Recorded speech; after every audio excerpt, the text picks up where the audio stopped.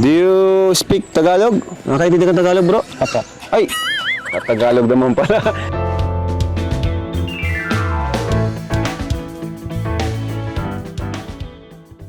Binubuli ako nila. Australianong mahirap. Ba't kayo napadpa dito sa Philippines? Di kayo bagay dito. Sabi nila, pogi ka lang, wala ka naman pera. Anhin mo ang kapugian mo. Mahirap ka pa sa sa daga.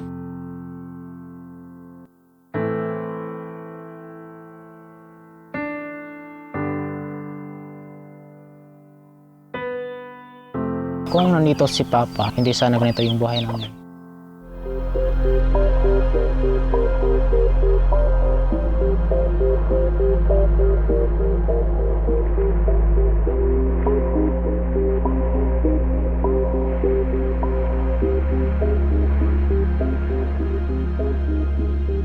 Maputi, gwapo siya na tao. Medyo matangkad siya.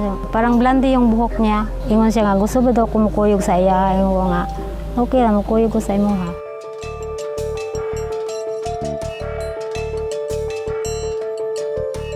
Nasa'y kambal nga anak nga sa ako ah. Dili gyud siya matuo. Mao tong hiubos ko sa iya. Nakita niya ako, tinawag niya ako. Belinda, I want to talk to you. Pero hindi ako tumingin sa kanya kasi nagagalit ako sa kanya.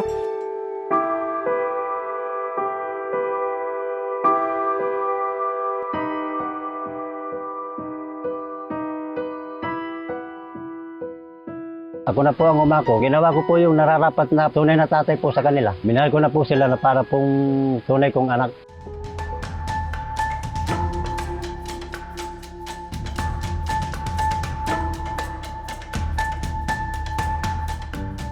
Ang sabi ni Mama sa amin, nung bata pa ako, may sinulat siya sa papel. Full name ni Papa at saka nakalagay yung address ni Papa rin, nawala. Pero sabi ni Mama, si Papa nasa sa Sydney, Australia.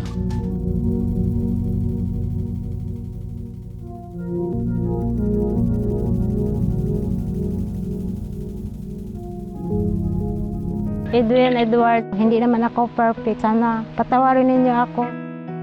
Gusto ko naman talagang magkita sila sa tatay niya. Hindi ko naman talaga sinadya yung nangyari sa kanila eh. Wala akong tampo sa sa nanay ko. Pasalamat nga ako sa mama ko. Kasi nang dahil sa kanya, nito kami ni.